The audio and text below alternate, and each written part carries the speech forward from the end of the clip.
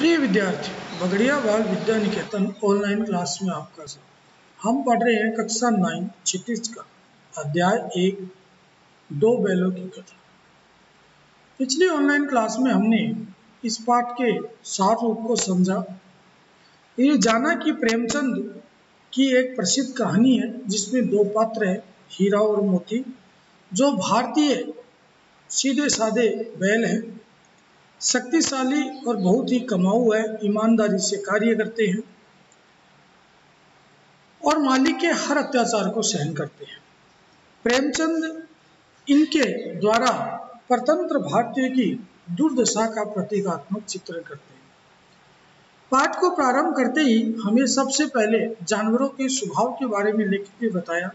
सबसे पहले उन्होंने गधे के बारे में बताया कि मनुष्य गधे को सबसे मूर्ख जानवर समझता है। अब उसके सीधेपन का क्या कारण बताया जाए? उसकी निरापद सहिष्णुता या उसका सीधापन उसे मूर्ख बताता है, ये निश्चित नहीं है। गाय के बारे में बताया कि गाय सींग मारती है, लेकिन जो गाय माँ बनी होती है वो ज़्यादा सींग मारती है। कुत्ता भी गरीब है, उसे भी कभी कभी क्रोध आ जाता है। इसके बाद लेखक ने भारतीयों का विश्व में दुर्दशा के बारे में बताया कि भारतीयों को उस समय अमेरिका में नहीं घुसने दिया जाता था। क्यों नहीं घुसने दिया जाता था, क्या कारण था पता नहीं। वो शराब नहीं पीते, 4 पैसे अपने संकट के समय के लिए बचा कर रखते हैं, जी तोड़ मेहनत करते हैं, किसी से लड़ाई झगड़ा वो नहीं करते, 4 बातें सुनते हैं, गम खा जाते हैं, फिर भी उन्हें बदनाम किया जाता है। इसके आगे आज हम पढ़ें। कहा जाता है वे जीवन के आदर्श को नीचा करते हैं। अगर वे ईंट का जवाब पत्थर से देना सीख जाते तो शायद सभ्य कहलाते। यानी आज के समय में सभ्य वो है जो सामने वाले की भाषा में जवाब दे। जापान की मिसाल सामने है। एक ही विजय ने उसे संसार की सभ्य जातियों के गण्य बना दिया। लेकिन गधे का एक छोटा भाई और भी है जो उससे कम ही गधा है, और वह है बैल। जिस अर्थ में हम गधे का प्रयोग करते हैं, कुछ उसी से मिलते जुलते अर्थ में बछिए के ताऊ का भी प्रयोग करते हैं। कुछ लोग बैल को शायद बेवकूफों में सर्वश्रेष्ठ कहेंगे, मगर हमारा विचार ऐसा नहीं है। बैल कभी कभी मारता है भी है, कभी कभी अड़ियल बैल भी देखने में आता है, और भी कई रीतियों से अपना असंतोष प्रकट कर देता है। अतएव उसका स्थान गधे से नीचा है। यानी लेखक ने यहाँ बैल जो जानवर है उसका एक व्याख्या प्रस्तुत की है। यहाँ से इस पाठ का कहानी प्रारंभ होती है, जिसमें लेखक हमें प्रतीकात्मक रूप से आज़ादी के बारे में बताना शुरू करता है। जूरी काची के दोनों बैलों के नाम थे हीरा और मोती। जूरी काची एक व्यक्ति है जिसके 2 बैल थे, हीरा और मोती। दोनों पछाई जाति के थे, यानी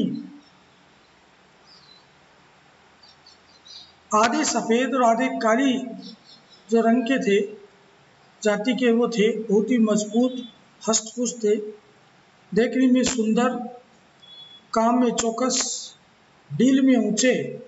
बहुत दिनों साथ रहते रहते दोनों में भाईचारा हो गया था। दोनों आमने सामने या आसपास बैठे हुए एक दूसरे से मूक भाषा में विचार विनिमय करते थे, यानी अपनी गुप्त वाणी में बातचीत करते थे। एक दूसरे के मन की बात कैसे समझ जाता था हम नहीं कह सकते। वो किस तरह से बात करते थे, कैसे बातों को समझते थे, इसको हम नहीं जान सकते।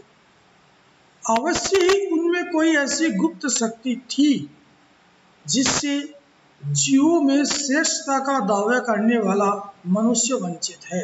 शायद उनमें कोई ऐसी शक्ति थी जो मनुष्य में नहीं है, जिससे वो दोनों अपनी आमने सामने बैठकर एक दूसरे को देखकर, सूंघकर, चाटकर अपने आप को महसूस करते थे, बात करते थे, एक दूसरे को समझते थे। दोनों एक दूसरे को चाटकर और सूंघकर अपना प्रेम प्रकट करते। कभी कभी दोनों सींग भी मिला लिया करते थे, विग्रह से, नाते से नहीं, लड़ाई झगड़े के नाते से नहीं, केवल विनोद भाव से, आत्मीयता के भाव से। जैसे दोस्तों में घनिष्ठता होते ही ढोल धप्पा होने लगता है, यानी नकली लड़ाई होनी शुरू हो जाती है। इसके बिना दोस्ती कुछ फुसफुसी, कुछ हल्की सी रहती है, जिस पर ज्यादा विश्वास नहीं किया जा सकता।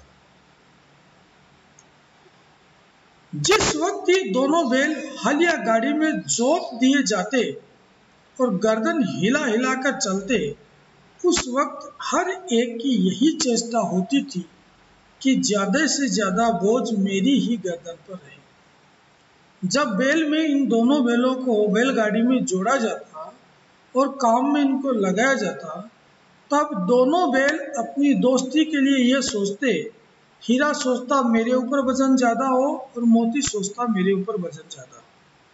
दोनों एक दूसरे को परेशान नहीं देखते। हर वक्त एक ही चेष्टा होती, ज्यादा से ज्यादा बोझ मेरे ही गर्दन पर रहे। दिन भर के बाद दोपहर या संध्या दोनों खुलते, उनको खोल दिया जाता गाड़ी से, तो एक दूसरे को चाट चूट कर अपनी थकान मिटा लिया करते। नांद में, नांद वो जगह जहां पर जानवरों को चारा डाला जाता है, में खली और भूसा यानी सूखा जो घास है वो पड़ जाने के बाद दोनों साथ उठते, एक साथ उठते, साथ ही उस नांद में मुंह डालते और साथ ही खाते और साथ ही बैठते थे। एक मुंह हटा लेता तो दूसरा भी हटा लेता।